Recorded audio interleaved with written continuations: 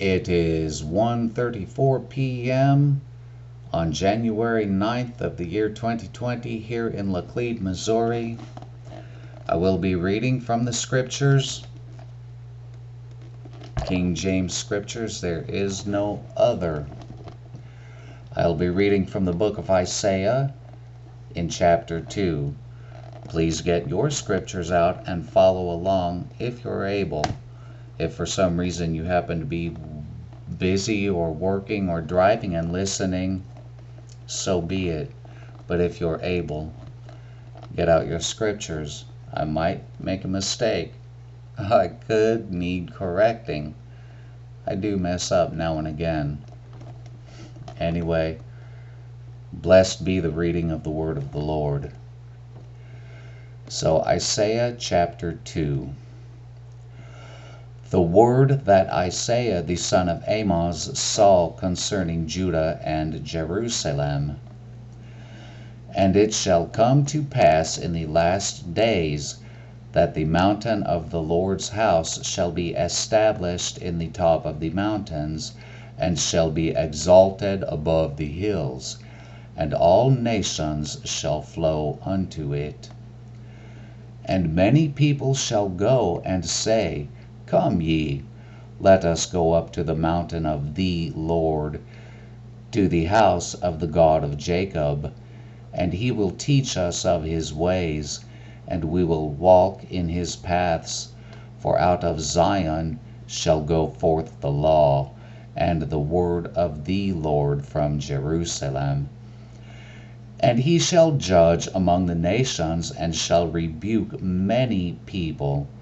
They shall beat their swords into plowshares, and their spears into pruning hooks.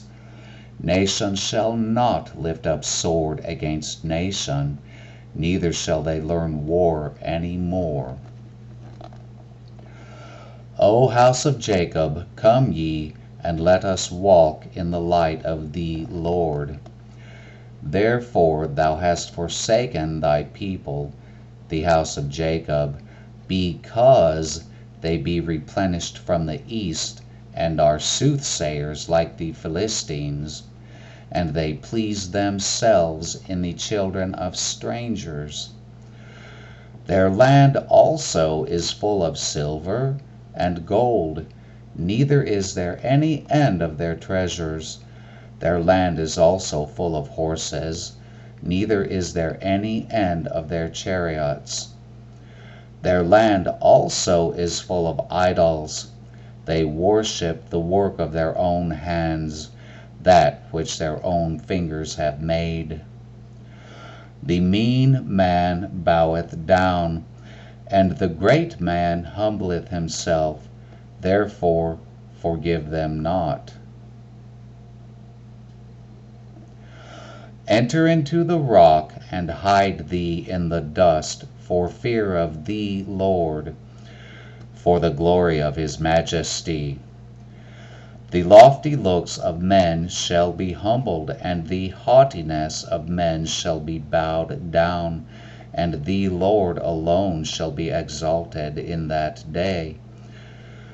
For the day of the Lord of hosts shall be upon every one that is proud and lofty, and upon every one that is lifted up, and he shall be brought low.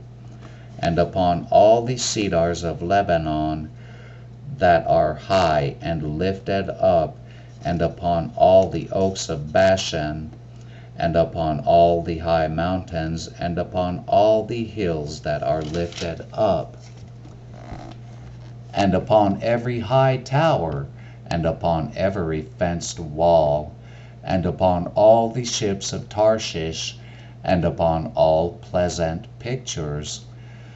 And the loftiness of man shall be bowed down, and the haughtiness of men shall be made low. And the Lord alone shall be exalted in that day. And the idols he shall utterly abolish.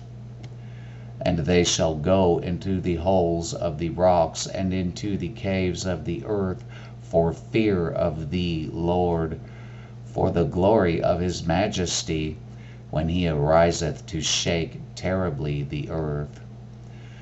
In that day a man shall cast his idols of silver, and his idols of gold, which they made each one for himself to worship, to the moles and to the bats, to go into the clefts of the rocks, and into the tops of the ragged rocks, for fear of the Lord, and for the glory of his majesty, when he ariseth to shake terribly the earth.